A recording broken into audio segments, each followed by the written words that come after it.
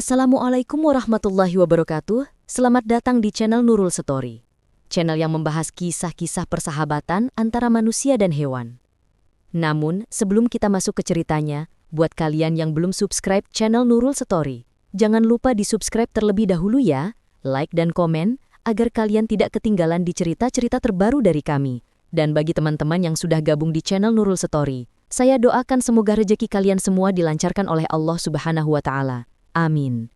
Oke, tidak usah lama-lama lagi, kita langsung masuk saja ke alur cerita selengkapnya.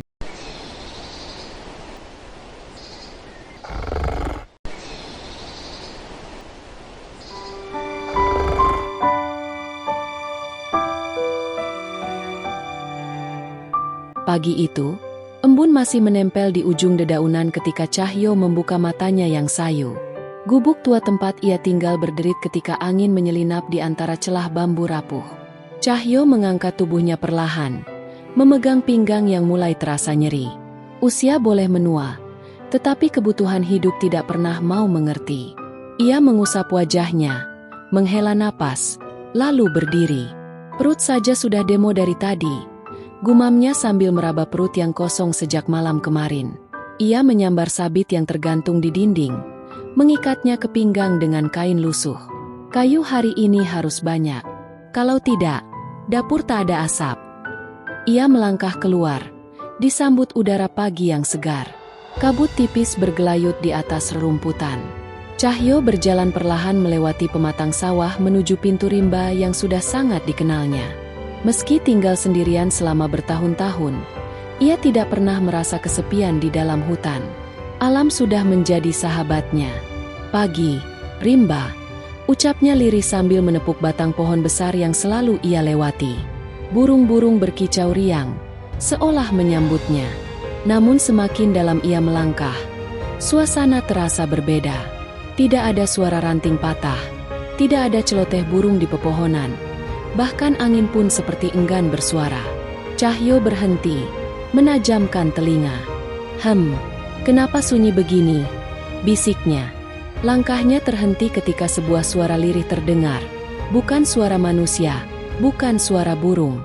Lebih mirip erangan berat yang tertekan. Suara itu datang dari arah semak lebat di sisi kanan. Cahyo menelan ludah. Jangan bilang ada babi hutan terluka, atau macan, gumamnya. Namun rasa penasarannya jauh lebih kuat dibanding rasa takut.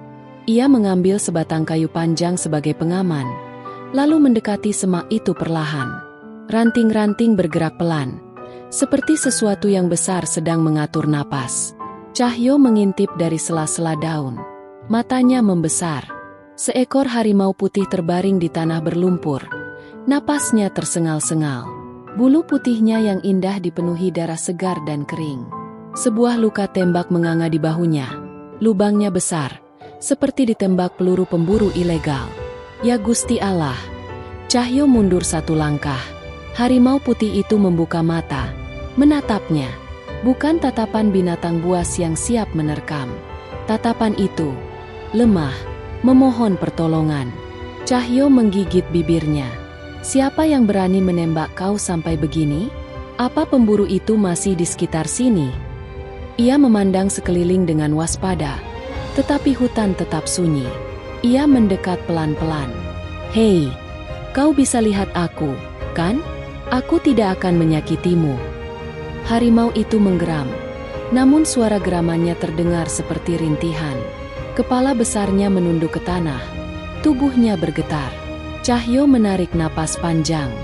Kalau aku tinggalkan kau, pasti mati. Kalau aku bantu, ya, kalau kau bangun dan marah, mungkin aku yang mati. Ia tertawa kecil, tapi suaranya gemetar. Tidak apa-apa, hidup ini memang penuh risiko. Ia jongkok di samping harimau itu, melihat lebih dekat lukanya. Aduh, ini dalam sekali, bisiknya. Bagaimana caranya aku bawa kau pulang? Ia mengusap keringat yang menetes dari pelipis.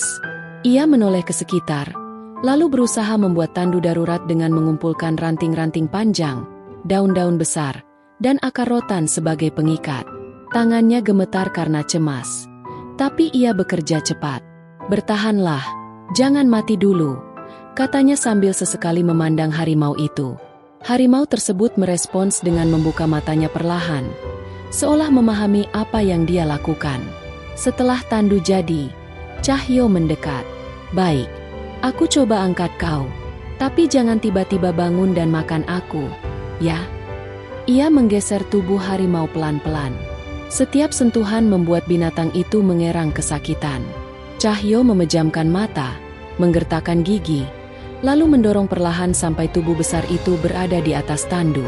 "Ya Tuhan, berat sekali," keluhnya sambil merapikan posisi harimau. Ia menarik tandu menggunakan seluruh tenaga. Tanah licin membuatnya beberapa kali hampir jatuh. Napasnya semakin berat. Tapi ia tidak berhenti. "Kau harus selamat. Entah kenapa aku merasa, kau bukan harimau biasa," katanya kepada binatang itu, meski harimau tersebut tidak membuka mata. Ia menarik tandu menyusuri hutan dengan susah payah. Setiap 50 meter, ia berhenti mengambil napas, memijat pinggangnya yang pegal. Setelah hampir 1 jam, ia mendengar suara ranting patah dari kejauhan. Cahyo terbelalak. "Pemburu!" Ia semakin mempercepat langkah. Tandu berderit. Harimau mengerang. "Bertahan sedikit lagi. Rumahku tidak jauh," ujar Cahyo, mengusap bulu harimau itu sejenak sebelum kembali menariknya. Begitu mencapai tepi hutan, cahaya matahari yang hangat menyambutnya. Gubuk reotnya terlihat beberapa puluh meter di depan. Cahyo merasakan sedikit kelegaan. Namun sebelum ia melangkah lebih jauh, sebuah suara berat memanggilnya dari balik pepohonan. "Pak Tua, apa yang kau bawa itu?" Cahyo menoleh cepat. 3 pria muncul dari balik semak. Tubuh mereka kekar, wajah keras, dan senapan di tangan. Baju mereka penuh lumpur, mirip pemburu ilegal yang sering meresahkan warga. Pria berkumis tebal itu melangkah mendekat. "Itu harimau putih, kan? Kita yang menembaknya tadi malam. Untung belum mati."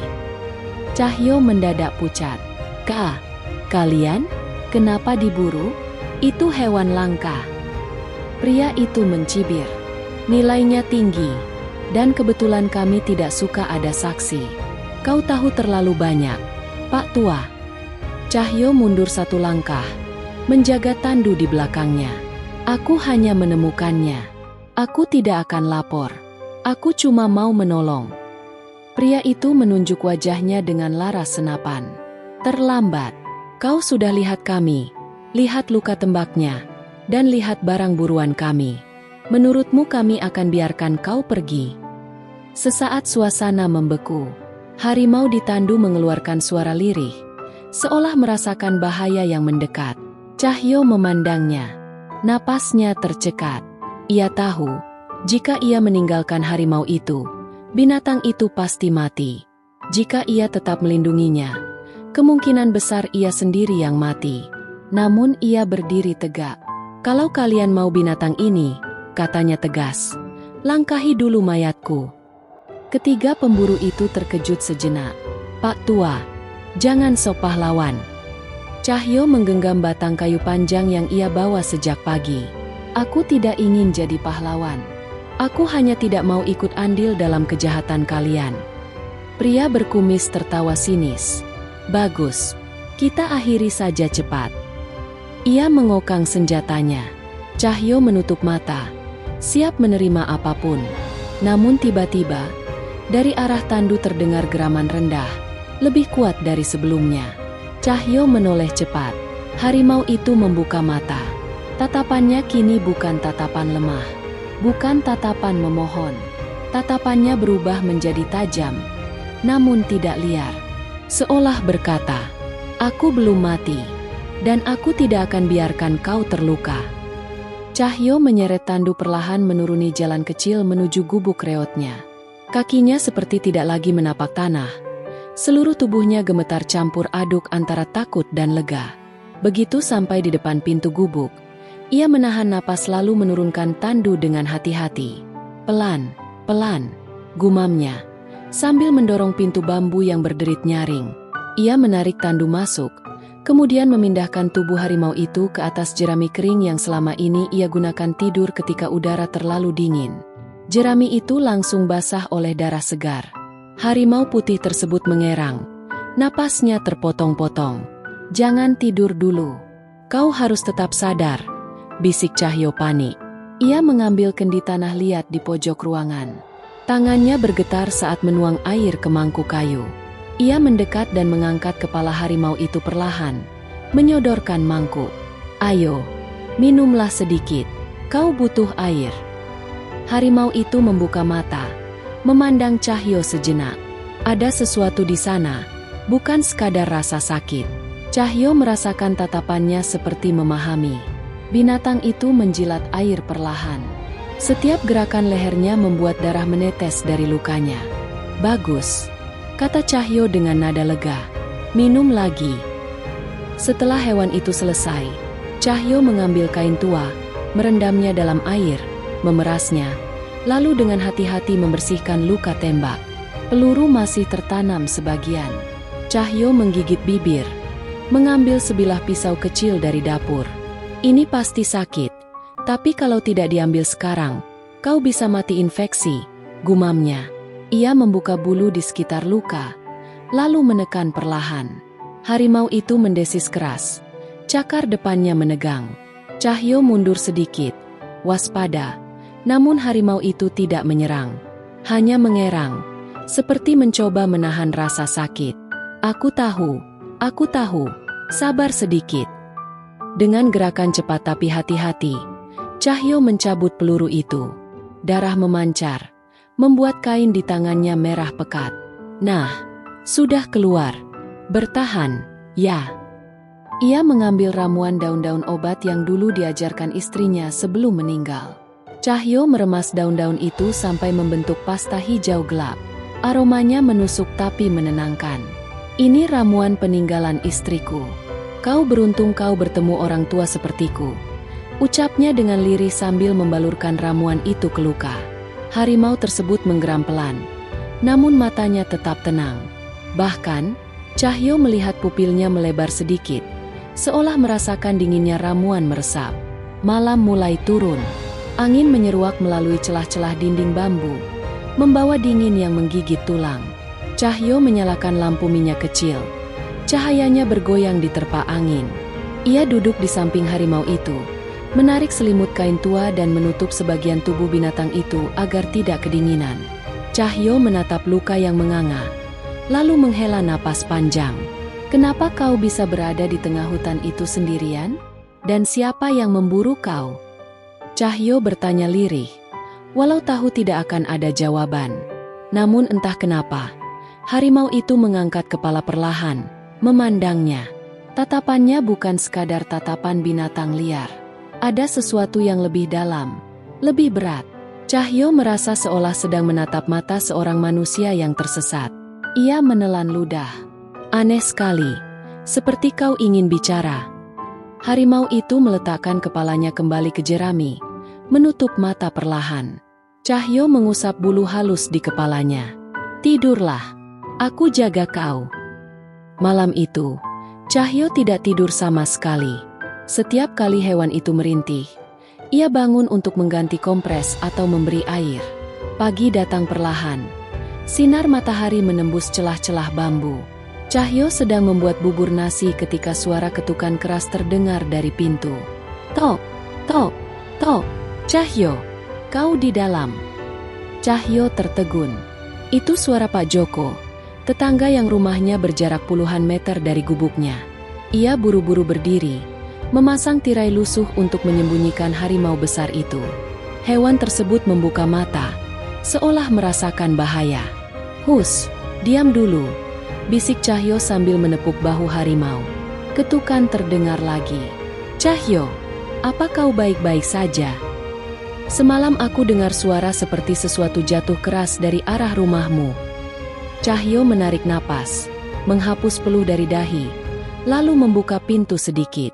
"Oh, Pak Joko, saya baik-baik saja. Cuma, ya, barang-barang jatuh." Pak Joko berdiri dengan tangan terlipat. Wajahnya penuh curiga. "Serius? Semalam aku dengar suara erangan, tapi bukan suara manusia." Cahyo tertawa kecil. "Ah, Saya terluka sedikit saat menebang kayu. Saya mengerang sendiri mungkin. Pak Joko tidak tersenyum. Matanya melirik ke dalam gubuk. Kau yakin tidak ada apa-apa? Cahyo menghalangi pintu dengan tubuhnya. Tidak ada apapun, Pak. Mau masuk dulu? Tidak, tidak perlu. Pak Joko menggeleng. Cuma mau mengingatkan. Pemburu ilegal makin nekat akhir-akhir ini. Mereka bilang ada harimau langka berkeliaran. Katanya hewan itu ditembak tapi sempat kabur. Dek, wajah Cahyo berubah tegang sekejap. Ia menunduk, menutupi ekspresi. Oh, begitu, ya? Semoga harimau itu selamat. Pak Joko menghela napas. Saya takut pemburu itu menyerang warga. Jadi kau hati-hati. Aku tahu kau sering masuk hutan sendirian. Tentu, Pak. Terima kasih sudah mengingatkan. Pak Joko memandangnya lama, seakan ingin mencari kebohongan. Namun akhirnya ia berbalik. Kalau butuh bantuan, panggil saja. Pak. Cahyo menutup pintu perlahan, menahan napas selama beberapa detik sebelum akhirnya mengembuskannya berat.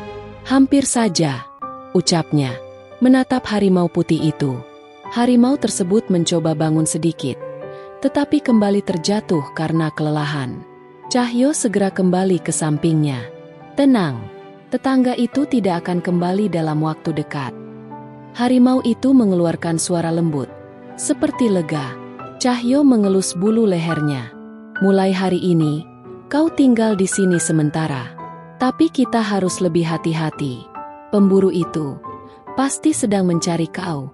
Dan kalau mereka tahu kau ada di sini. Cahyo tak melanjutkan kalimatnya. Tidak perlu. Harimau itu seakan mengerti. Tiba-tiba, terdengar derak halus di belakang rumah. Cahyo langsung bangkit. Harimau mengangkat kepala. Telinganya bergerak. Cahyo mengambil tongkat kayu, mendekati jendela kecil. Ia mengintip keluar. Hutan tampak normal. Hanya angin yang menggoyang pepohonan. Namun, Cahyo merasa ada sesuatu yang mengawasi. Ia merapatkan mulutnya. Mereka pasti mulai mencarimu. Ia menoleh ke harimau itu. Hewan itu menatapnya dengan mata tajam, seolah berkata, "Kau tidak sendirian. Aku pun tidak akan membiarkanmu berbahaya." Cahyo duduk kembali. Kita harus tetap hidup. Kalau bukan untukku, setidaknya untukmu. Harimau itu meletakkan kepalanya di lantai jerami, menutup mata dengan tenang. Di luar, angin berhembus pelan. Tapi Cahyo tahu, ketenangan itu hanya sementara. Karena seseorang sedang bergerak mendekat. Dan rahasia di gubuk kecil itu tidak akan bisa disembunyikan selamanya. Hari-hari berikutnya menjadi ujian terbesar bagi Cahyo. Gubuk kecil yang biasanya terasa tenang mendadak berubah menjadi ruang perawatan darurat. Cahyo menghabiskan hampir seluruh waktunya untuk merawat harimau putih itu, yang kini ia panggil Putih. Ia tidak tahu apakah nama itu pantas, tapi baginya nama tersebut seperti doa agar binatang itu tetap hidup. Putih terbaring lemah di atas jerami. Napasnya pendek. Pundaknya naik turun dengan ritme yang tidak teratur. Cahyo menyentuh dahi harimau itu. Panas. Begitu panas hingga tangannya seperti menempel pada bara api. "Kau harus kuat, Putih," ucap Cahyo dengan suara bergetar. "Dulu aku kehilangan istriku karena tidak ada yang bisa menolong. Aku tidak ingin mengulanginya lagi." Putih membuka mata sedikit. Cahyo melihat pantulan api unggun di bola mata binatang itu. Ada kepercayaan di sana. Ada permintaan tolong yang diam-diam menusuk hati Cahyo. Cahyo mengompres dahi harimau itu dengan kain basah. "Ayo, bertahanlah. Kau ini bukan makhluk sembarangan. Kau diciptakan kuat. Jangan menyerah hanya karena sekelompok pemburu bodoh." Di luar, langit mulai gelap. Cahyo menyalakan api unggun kecil untuk menghangatkan ruangan. Namun Putih masih menggigil. Luka tembaknya membengkak, berwarna merah keunguan, tanda infeksi semakin parah. "Ini tidak bisa dibiarkan," kata Cahyo, lalu berdiri. "Aku harus cari ramuan tambahan." Ia mengambil keranjang kecil dan berjalan keluar. Hutan sudah mulai diselimuti kabut sore. Cahyo mempercepat langkah menuju desa. Pasar desa masih ramai meskipun senja hampir turun. Cahyo menghampiri gubuk seorang dukun tua bernama Mbah Rini, seorang perempuan renta yang dikenal sebagai ahli herbal sejak puluhan tahun.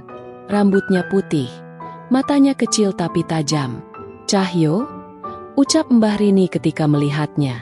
"Sudah lama tidak kesini. Kau terlihat cemas. Ada apa?" Cahyo menelan ludah. Ia tidak ingin menyebut soal harimau secara langsung. Saya menemukan hewan liar terluka. Mbah, luka tembak. Infeksinya parah." Mbah Rini mengerutkan dahi. "Hewan liar apa?" Cahyo tersenyum kikuk. "Kambing. Tapi kambing besar sekali." Dukun tua itu menatapnya tajam, lalu terkekeh kecil. "Kau tidak pernah pandai berbohong, Cahyo. Tapi baiklah, aku tidak akan tanya lebih jauh." Ia mengambil 3 bungkusan kecil berisi daun kering dan akar. "Campurkan ini dengan madu. Rebus airnya sedikit. Tapi hati-hati, ramuan ini hanya untuk luka berat." Cahyo mengangguk. "Berapa harganya, Mbah?" Mbah Rini mengibaskan tangan. "Sudahlah, untukmu gratis. Kau orang baik, Cahyo. Meskipun hidup susah, kau selalu menolong makhluk lain." Cahyo tertegun. "Terima kasih, Mbah. Saya benar-benar butuh ini." "Jaga dirimu. Belakangan ada pemburu asing masuk ke desa. Mereka sering bertanya-tanya tentang hewan buas. Aku tidak suka tatapan mata mereka." Cahyo terdiam. Ia tahu ucapan itu bukan sekadar peringatan. "Saya akan hati-hati." Sesampainya di gubuk, Cahyo langsung menyiapkan ramuan. Ia merebus air di tungku kecil, memasukkan daun herbal, dan mengaduk sampai airnya berubah hijau pekat. Lalu ia menambahkan madu yang ia simpan untuk keadaan darurat. "Ayo, Putih, minum sedikit." Ia mendekat dengan mangkuk.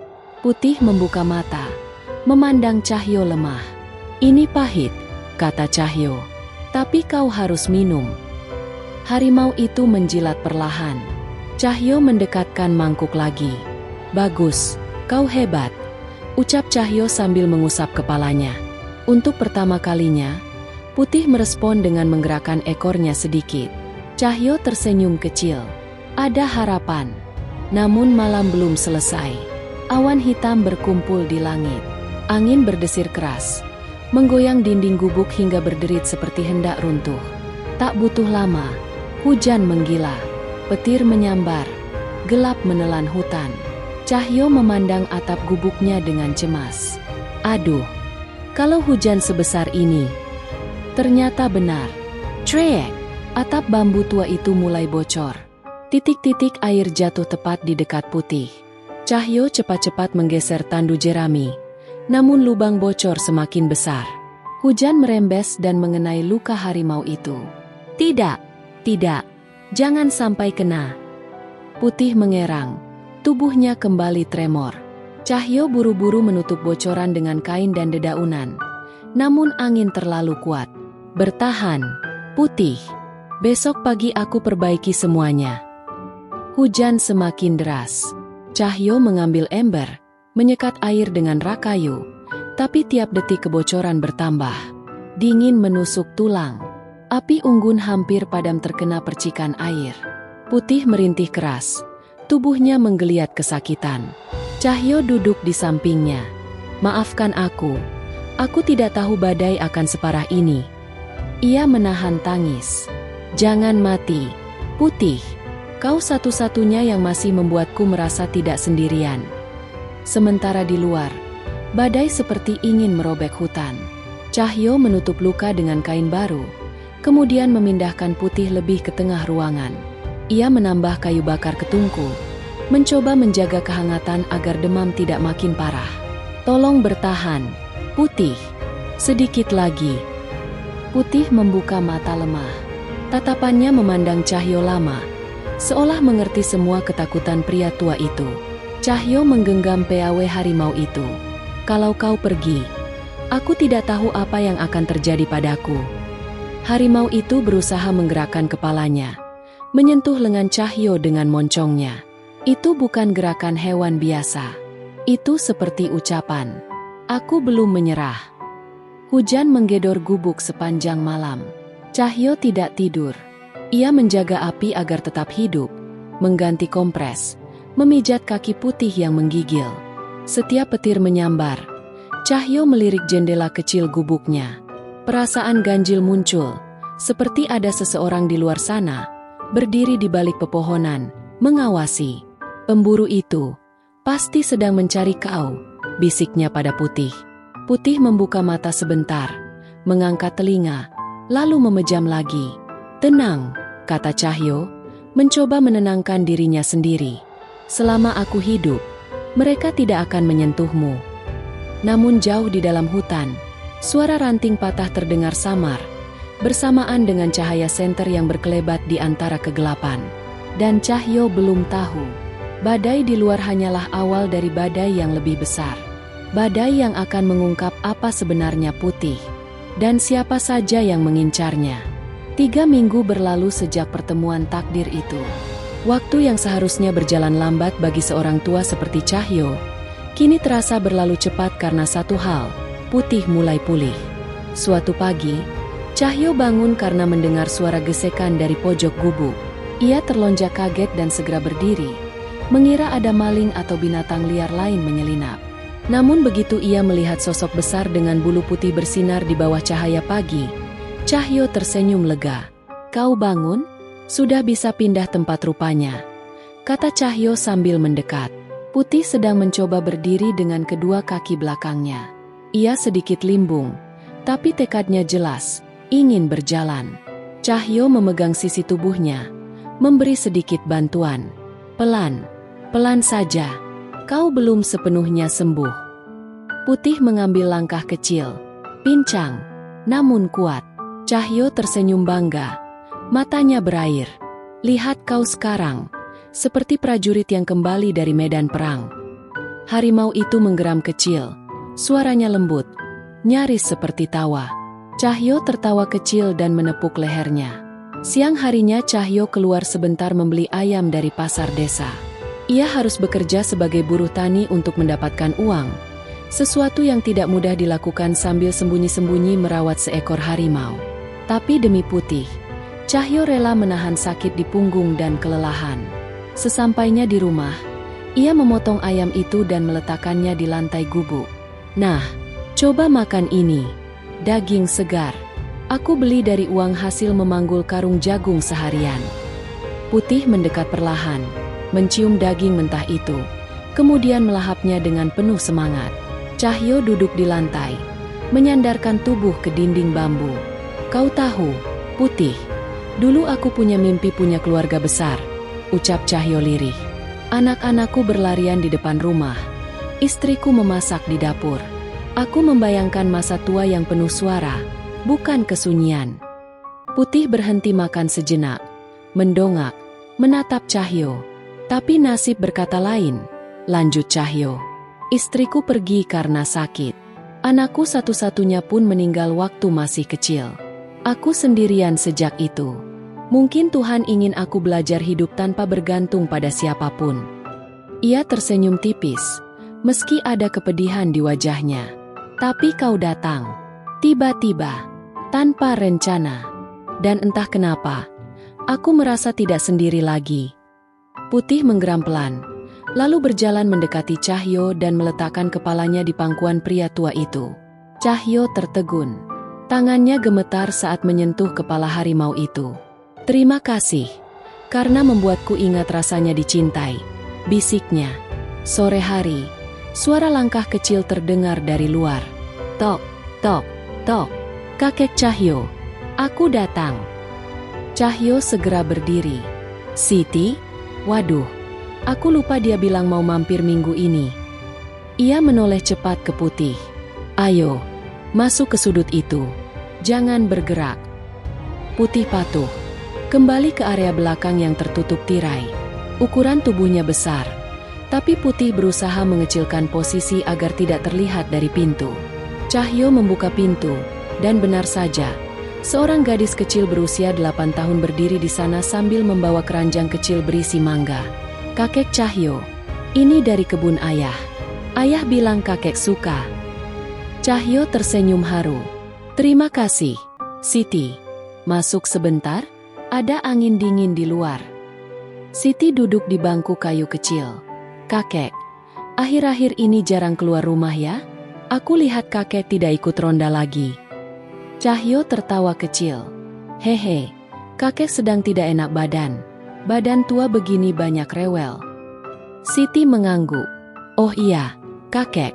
Aku dengar suara tadi. Seperti suara binatang. Apa kakek pelihara sesuatu?" Cahyo menahan napas sepersekian detik sebelum tersenyum. "Ah, itu cuma kucing liar yang kadang masuk. Kucing besar tapi penakut." Siti mengerutkan dahi. "Tapi suaranya besar sekali." Cahyo mengalihkan pembicaraan dengan cepat. "Siti, kau sudah makan? Kakek masih ada bubur manis." Siti tertawa. "Aku sudah makan. Aku harus pulang sebentar lagi. Ayah pasti mencari." Cahyo mengantarnya sampai pintu. "Terima kasih mangganya, Nak." Siti melambaikan tangan. "Kakek jaga kesehatannya. Dan hati-hati. Banyak pemburu masuk hutan akhir-akhir ini." Cahyo tercekat. "Pemburu?" "Iya. Ayah bilang ada harimau langka terluka. Mereka sedang mencarinya." Siti berlari pergi. Cahyo menutup pintu perlahan. Wajahnya pucat. Ia segera kembali ke belakang tirai. Putih bangkit. Menatap Cahyo dengan sorot mata bertanya. "Kita harus lebih hati-hati, Putih," ucap Cahyo sambil duduk. "Orang desa pasti panik kalau tahu kau di sini. Mereka tidak akan peduli kau baik atau tidak. Mereka akan takut. Dan mungkin mereka akan panggil pemburu itu." Putih diam. Tatapannya dalam. Seakan memahami tegangnya suasana. Ia mendekat dan menyentuhkan kepalanya ke dada Cahyo. "Kau tidak boleh keluar saat siang," lanjut Cahyo. "Kau boleh jalan di dalam gubuk saja. Tunggu sampai aku perbaiki atap. Dan mungkin kita harus cari lokasi persembunyian lain." Ia menghela napas. "Aku sudah tua. Aku tidak punya siapa-siapa. Tapi aku punya kau. Dan aku tidak akan membiarkan siapapun menyakitimu." Putih mengeluarkan suara rendah. Bukan geraman. Lebih seperti bunyi setuju. Cahyo tersenyum. Aneh rasanya punya teman lagi. Dan lebih aneh lagi temannya seekor harimau. Putih bergerak ke samping Cahyo. Tubuh besarnya mepet seperti anak kucing manja. Cahyo mengelus bulu putih yang lembut. Kemudian berkata, "Mulai sekarang, kita keluarga. Kau dengar itu, Putih? Keluarga." Putih memejamkan mata, menikmati elusan itu. Malam turun perlahan. Cahyo menyalakan api unggun kecil di dalam gubuk. Ia membuatkan air kunyit hangat, meminum sedikit agar tubuhnya tetap kuat. Putih duduk di sudut dekat pintu, mengawasi seperti penjaga rumah. Cahyo mengambil alat musik bambu kecil, seruling yang ia buat sendiri dulu untuk menemani kesepian. Ia meniupnya pelan. Nada-nada lembut mengisi ruang. Putih mengangkat kepalanya, mendengarkan dengan penuh perhatian. "Kau suka?" tanya Cahyo sambil tersenyum. Putih mendekat, duduk di sampingnya. Cahyo melanjutkan permainan seruling itu, membiarkan alunan nada mengisi udara yang dingin. Namun, di tengah kedamaian itu, crak, suara ranting patah terdengar dari luar. Putih berdiri tegak seketika, bulunya sedikit menegang. Cahyo terdiam, alunan seruling berhenti. "Ada seseorang," bisik Cahyo. Ia mendekati jendela kecil, mengintip keluar. Gelap, hanya hujan sisa-sisa sore yang menetes. Tapi Cahyo yakin bukan hewan kecil atau angin.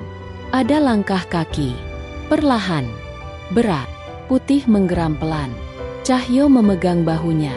"Tidak, jangan bersuara. Kita tidak boleh menarik perhatian." Namun langkah itu berhenti tepat di depan gubuk. Cahyo menahan napas. Putih juga diam. Tubuhnya tegang seperti busur. Kemudian, suara pelan terdengar dari luar. "Aku tahu kau di dalam." Cahyo membelalak. Putih menundukkan tubuh, siap menyerang kapan saja. Kedamaian yang Cahyo bangun selama 3 minggu mulai retak. Ikatan antara mereka mungkin kuat, tapi bahaya di luar semakin dekat. Dan orang yang berada di balik pintu itu bukan sekadar tetangga atau anak kecil. Itu seseorang yang tahu sesuatu. Seseorang yang sedang mencari Putih. Embun pagi masih menempel di dedaunan ketika Cahyo membuka pintu gubuknya perlahan. Ia menatap keluar. Waspada. Hutan tampak tenang, tapi jantungnya tidak. Suara langkah-langkah mencurigakan semalam masih terngiang di telinganya. Putih berdiri di belakang. Bulu tengkuknya berdiri. Matanya kuning tajam menyisir sudut-sudut halaman. "Tenang, Putih," bisik Cahyo sambil mengusap kepalanya. "Kita harus berpikir baik-baik. Pemburu itu bukan orang biasa." Putih mendengus. Tatapannya tidak lepas dari bayangan pepohonan. Cahyo menghela napas panjang. "Kalau saja aku lebih muda, mungkin aku bisa melawan mereka. Tapi tubuhku kini hanya kuat secukupnya." Ia duduk di kursi tua yang sudah lapuk, memegangi kepalanya yang berat. Semua ini berawal dari niat baiknya menolong satu makhluk terluka. Ia tak pernah mengira bahwa kebaikan itu akan mendatangkan ancaman sebesar ini. Sementara itu, di warung kopi dekat balai desa, suasana ramai.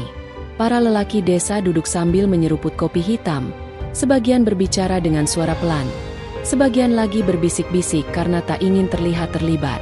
Di sudut ruangan berdiri seorang pria berkemeja safari coklat. Tubuhnya besar, wajahnya keras dengan kumis tebal. Dialah Bapak Hasan, pemimpin rombongan pemburu. "Kita tak bisa menunggu lama," katanya lantang, menarik perhatian semua orang. Harimau putih itu sangat langka. Kulitnya saja bisa berharga ratusan juta. Belum lagi taring dan kukunya. Beberapa warga terdiam, gelisah. Hasan melanjutkan, "Kami butuh informasi. Siapapun yang tahu keberadaannya, kami bayar mahal. Jangan sia-siakan kesempatan ini." Pak Joko, yang duduk dekat pintu, mengernyit. Ia tidak suka dengan arah pembicaraan itu. Tetapi ia juga tahu, banyak warga miskin. Uang sebesar itu bisa menggoda siapapun. Ia menyesap kopi, menimbang. Lalu ia berdiri dengan tegap. "Pak Hasan, hutan sini bukan tempat main-main. Kalau memang ada harimau putih, kita harus jaga, bukan buru." Hasan menoleh dengan tatapan meremehkan. Pak, dunia ini bergerak karena uang.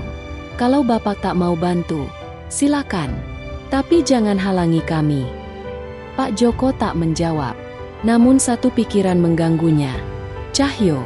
Ia tahu lelaki tua itu sering pulang membawa bau obat herbal dan daun hutan. Ia juga tahu suara aneh semalam berasal dari arah gubuk itu.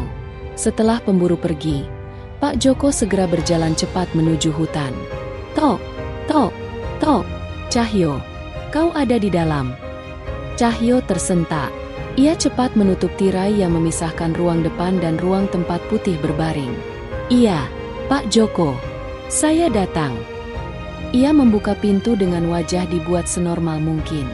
"Kau terlihat tegang," komentar Pak Joko sambil melangkah masuk. "Ada sesuatu, Cahyo?" Cahyo tertawa hambar. "Tidak ada apa-apa, Pak. Hanya badan kurang enak." Pak Joko memandang ke sekeliling. Gubuk itu tampak lebih rapi dari biasanya. Lantai tanah disapu bersih. Beberapa perabot dipindahkan. Ada bau aneh, bau daging mentah dan ramuan herbal. "Kau yakin tidak ada yang ingin kau ceritakan?" tanya Pak Joko pelan, menatap langsung ke mata Cahyo. Selama beberapa detik suasana mencekam. "Tidak ada," jawab Cahyo akhirnya. "Saya hanya ingin hidup tenang." Pak Joko menghela napas panjang.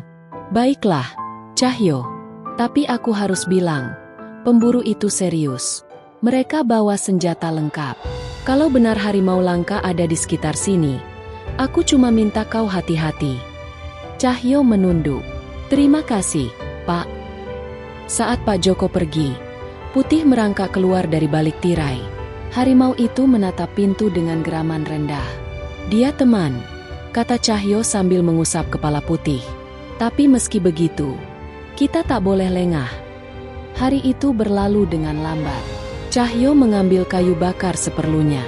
Ia terus memikirkan kemungkinan paling buruk. Pemburu kembali dengan rombongan besar. Saat malam menjelang, suara hutan berubah. Burung berhenti berkicau. Angin terasa berat.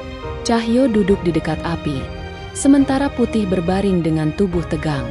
Rasanya tidak enak. Putih, seperti ada yang mengawasi, ujar Cahyo lirih. Tiba-tiba, kriek, krak, ada ranting patah di luar gubuk. Putih langsung bangkit, berdiri tegak dengan posisi siap menyerang. Cahyo meraih sabitnya, keringat dingin mengucur di pelipis. Siapa di luar? Teriaknya. Hening. Kemudian suara berbisik dari kejauhan. Harimau itu pasti ada di dalam. Besok kita kembali dengan senapan. Kita tangkap. Kita kaya. Cahyo menutup mulutnya dengan tangan agar tidak berseru. Putih mendengus pelan. Marah. Langkah para penyusup menjauh perlahan, lalu hilang. Cahyo terduduk lemas. Ini buruk. Ini sangat buruk. Putih berjalan ke arahnya, menempelkan kepala besar itu ke pundaknya, seolah ingin menenangkan. Iya, Putih. Aku tahu. Kita harus buat keputusan. Pagi harinya, Cahyo berdiri di depan gubuk, memandang hutan yang mulai diterangi matahari. Putih duduk di belakangnya. Tubuh besar itu tampak sehat dan kuat kembali. Kau sudah pulih, kata Cahyo lirih. Bahkan mungkin lebih kuat dari sebelumnya. Putih mengaum kecil. Cahyo memejamkan mata, menahan getir. Tapi aku tidak bisa lawan senapan. Dan aku tak ingin lihat kau mati. Bukan setelah sejauh ini kita bertahan bersama. Ia berjongkok di depan Putih, menatap harimau itu dengan mata berkaca-kaca. Kita harus berpisah sementara. Kau harus kembali ke hutan bagian dalam, tempat yang lebih aman. Aku hanya orang tua, Putih. Aku tidak bisa selalu melindungi kau. Putih menolehi Cahyo. Tatapannya tajam namun lembut. Ada rasa enggan di sana, seolah ia tidak ingin meninggalkan manusia yang telah menyelamatkannya. Cahyo tersenyum getir. Pergilah, sebelum orang-orang itu datang. Aku akan baik-baik saja. Aku sudah hidup lama di sini. Putih berdiri. Ia menyentuhkan kepalanya ke dada Cahyo. Sahabat. Cahyo berbisik dengan suara bergetar. Kemudian Putih melangkah mundur, menatap Cahyo lama, sebelum akhirnya masuk ke dalam kegelapan hutan yang lebih dalam.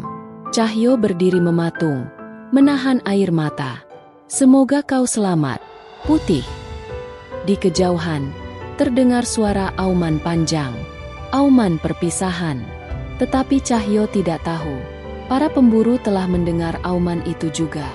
Dan mereka mulai bergerak ke arahnya. Pagi itu, udara terasa berbeda. Tidak ada suara burung. Tidak ada desir angin lembut seperti biasanya. Hutan seolah menyimpan napasnya, menunggu sesuatu yang buruk terjadi. Cahyo berdiri di depan gubuk, memandangi pepohonan yang bergerak kecil seperti ada yang mengintip di baliknya. Jantungnya berdegup kencang. Ia tahu ini hari yang ia takuti sejak Putih pertama kali ia selamatkan. Dan benar saja. Dup, dup, dup.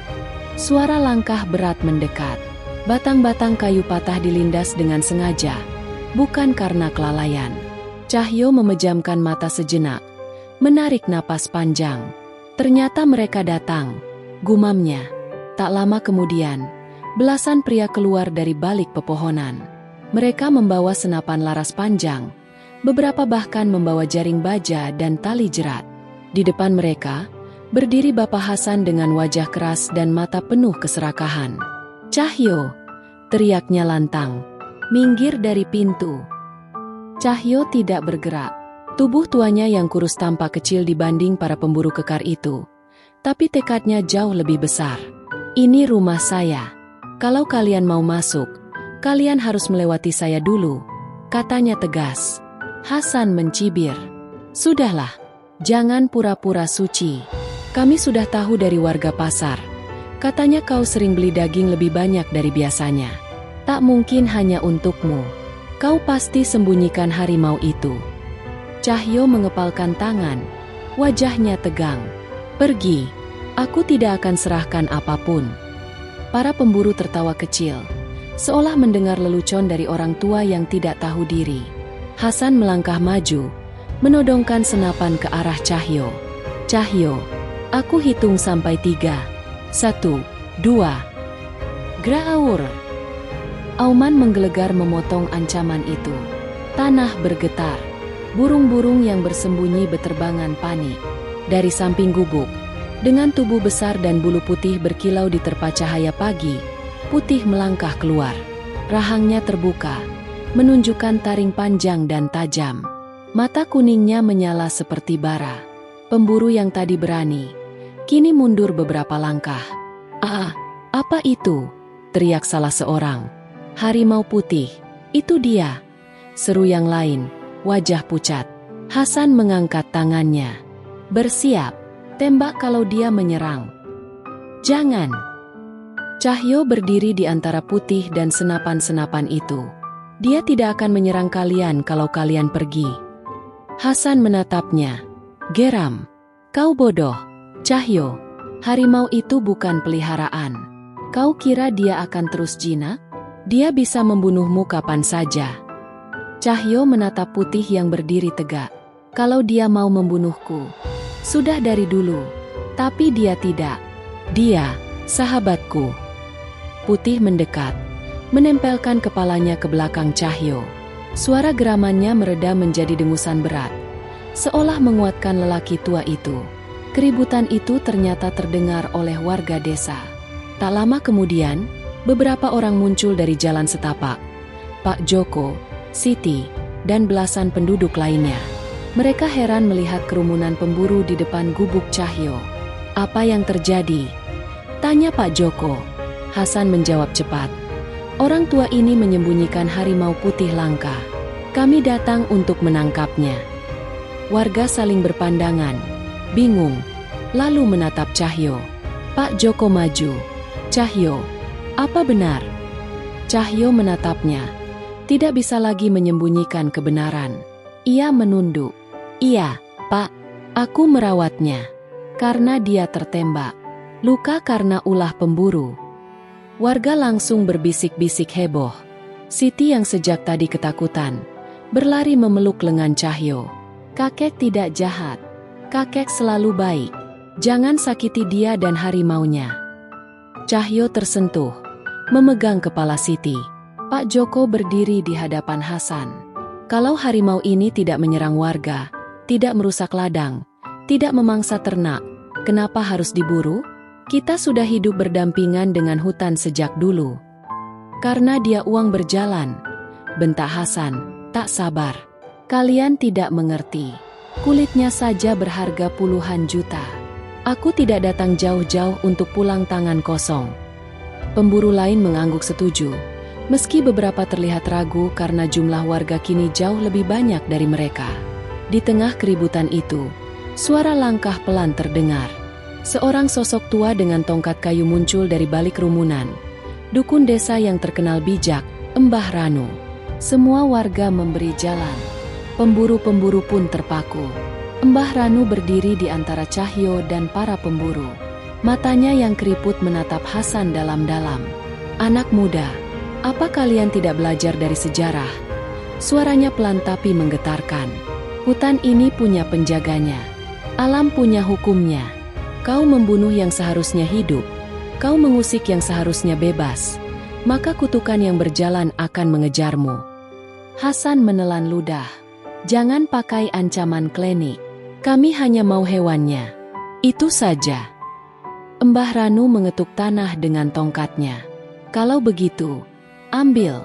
Tapi jangan menangis ketika malapetaka menjemput." Suasana mendadak sunyi. Bahkan angin pun seperti menahan diri. Pemburu saling berpandangan. Sebagian mulai takut. Dan ketika Putih mengaum panjang, seolah memperkuat kata-kata sang dukun, beberapa pemburu langsung mundur. "Pak Hasan, apa kita teruskan?" bisik salah satu, gugup. "Tolong, ini tidak seperti yang kita bayangkan," ujar yang lain. Hasan geram. Pengecut. Kita sudah sejauh ini. Namun sebelum ia memberi perintah, Cahyo melangkah maju. Hentikan ini, Hasan, kata Cahyo tegas. Kau tidak punya hak mengambil Putih. Dia bebas. Dia bukan barang daganganmu. Hasan menodongkan senapan lagi. Minggir, Cahyo, atau aku tembak kau dulu. Putih melompat ke depan Cahyo, mendesis marah. Hasan langsung mundur ketakutan. Senjatanya terguncang. Pak Joko menegangkan rahang. Letakkan senjatamu, Hasan. Kami warga desa tidak akan biarkan kau ganggu Cahyo lagi. Warga lain mengangguk dan maju, membentuk barisan. Jumlah mereka 2 kali lipat dari rombongan pemburu. Siti berteriak, "Pergi sana, ini hutan kami." Pemburu yang tadinya berani kini mulai ciut. Mereka tahu keadaan sudah tidak menguntungkan. Hasan menggeram kesal. Dasar kampungan. Kalian memilih seekor binatang daripada uang. Mbah Ranu menatapnya tajam. Yang kami pilih adalah keseimbangan. Sesuatu yang tidak bisa kau beli. Akhirnya, Hasan sadar bahwa ia kalah jumlah dan tak punya kesempatan menang. Ia memaki, mengayunkan senjatanya ke tanah. Baik, baik. Kita pergi, katanya dengan marah. Tapi ingat, harimau itu tidak akan selamanya di sini. Kami akan kembali. Tidak, jawab Pak Joko. Kalau kau kembali untuk mengganggu, kami laporkan ke polisi hutan. Hasan mendengus dan meludah ke tanah. Dasar orang tua bodoh. Para pemburu pun mundur perlahan, lalu berlari ketika Putih kembali mengaum keras. Suara langkah mereka menghilang jauh, tertelan rimbanya pepohonan. Cahyo akhirnya jatuh berlutut, kelelahan.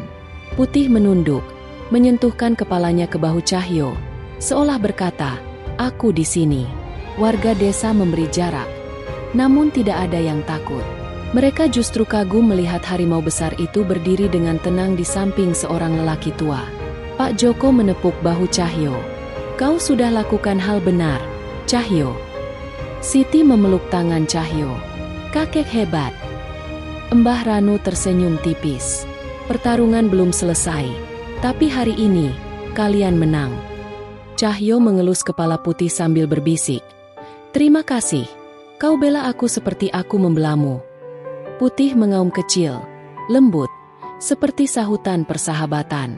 Di tengah hutan yang kembali tenang, 2 makhluk dari dunia berbeda berdiri berdampingan, mempertahankan kebebasan satu sama lain. Fajar menyingsing perlahan di balik pepohonan, memandikan bumi dengan cahaya keemasan yang lembut.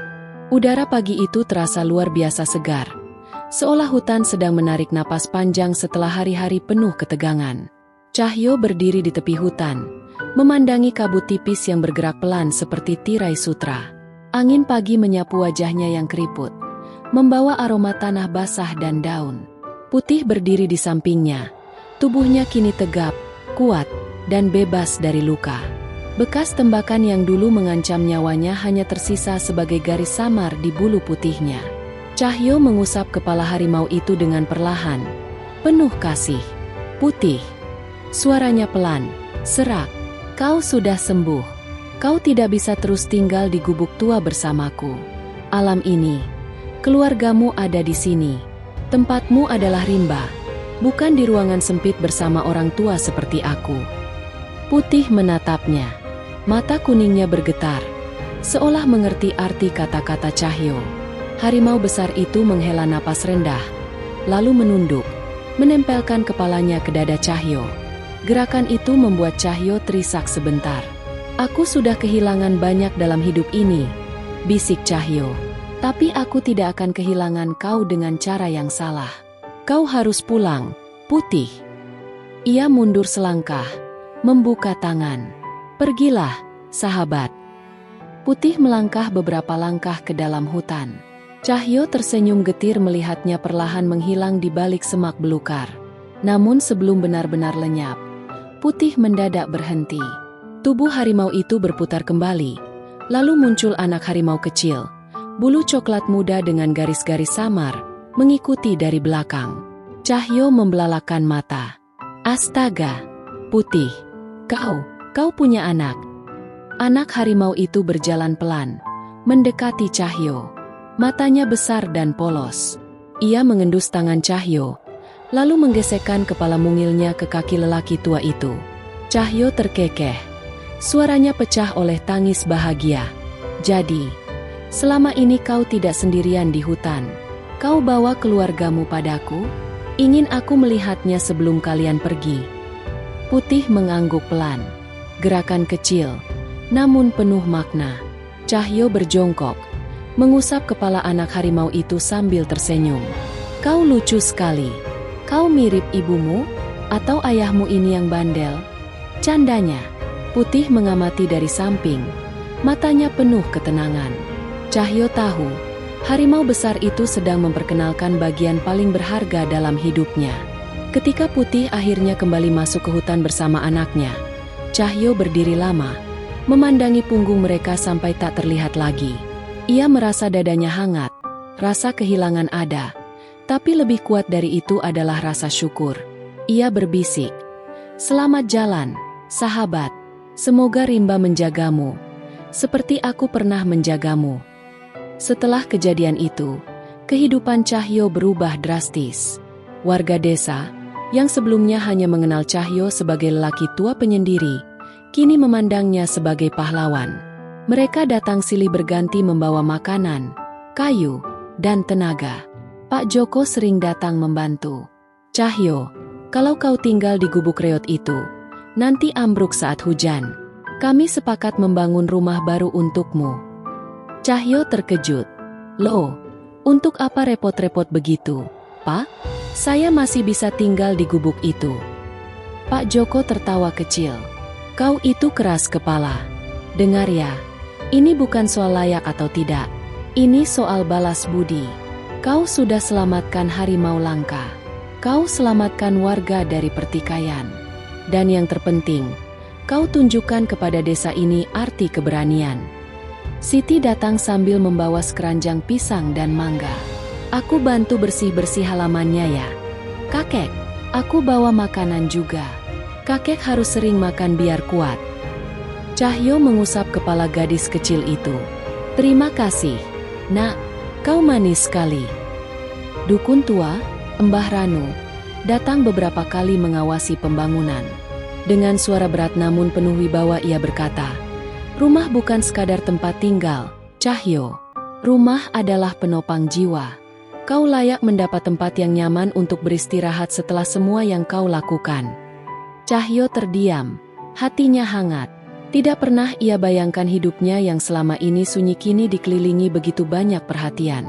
Pembangunan rumah itu memakan waktu hampir 3 minggu. Rumah sederhana, tapi kokoh, dengan dinding papan halus, atap yang kuat, dan jendela besar menghadap hutan. Halaman kecil di depan rumah ditanami bunga oleh warga wanita desa. Siti menanam satu pot kecil di dekat pintu, sambil berkata, "Kakek, ini bunga melati. Biar rumah kakek wangi dan indah." Cahyo tersenyum, mencium kening Siti. "Terima kasih, Nak. Kau sungguh membawa cahaya." Ketika rumah selesai, warga berkumpul. Mereka menggelar makan bersama. Anak-anak berlarian, orang dewasa tertawa. Suasana penuh kegembiraan. Cahyo duduk di kursi kayu barunya, hampir tidak percaya bahwa semua ini nyata. Pak Joko menepuk bahunya.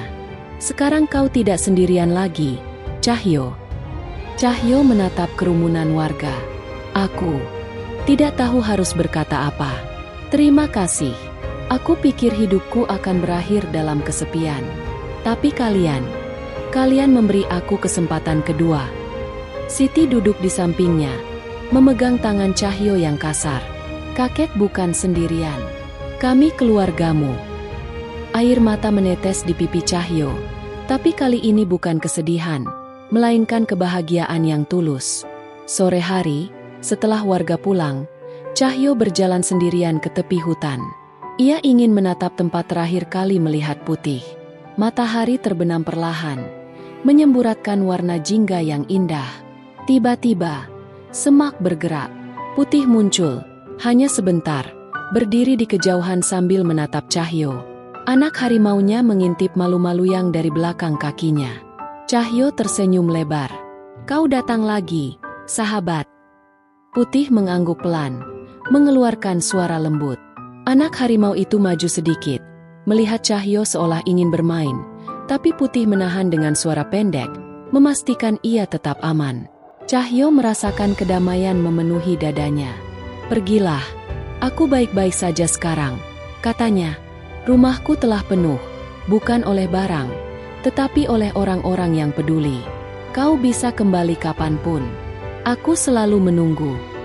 Putih memandangnya lama, lalu perlahan berbalik dan menghilang kembali ke dalam hutan. Cahyo tahu, itu bukan perpisahan. Itu adalah janji diam-diam antara dua sahabat. Hari-hari berikutnya berjalan damai. Cahyo bekerja di kebun kecil yang dibuat warga untuknya, mengisi hari dengan hal-hal sederhana tapi membahagiakan. Ia tidak lagi merasa sendirian. Setiap pagi Siti datang membawa makanan. Pak Joko sering mengajaknya berbincang sambil minum kopi. Mbah Ranu sesekali mampir memberikan nasihat. Dan sesekali, dari balik pepohonan jauh, sepasang mata kuning mengamati dirinya dengan tenang sebelum menghilang. Putih masih menjaganya dari kejauhan, dengan caranya sendiri. Di usia senja, Cahyo akhirnya menemukan sesuatu yang ia kira telah lama hilang: keluarga, sahabat, dan kedamaian. Hari itu, saat matahari terbit dengan cahaya yang indah, Cahyo berdiri di depan rumah baru sambil tersenyum. "Terima kasih, Tuhan. Fajar baru telah datang untukku." Dan begitulah, lelaki tua yang dulu hidup dalam kesendirian kini hidup bahagia, dikelilingi cinta, persahabatan, dan kenangan indah yang tak akan pernah hilang. Bertahun-tahun berlalu sejak kejadian itu, namun nama Cahyo tetap terukir dalam ingatan warga desa. Ia bukan pahlawan yang muncul di koran atau televisi, tidak pula seorang tokoh besar yang dielu-elukan orang. Ia hanyalah lelaki tua yang tinggal di gubuk sederhana di tepi hutan, tetapi kebaikannya telah mengubah banyak hal. Desa yang dulu takut pada hutan, perlahan mulai memahami bahwa alam bukan ancaman, melainkan bagian dari mereka. Setelah kejadian pemburu kota, para warga sepakat untuk membuat aturan baru.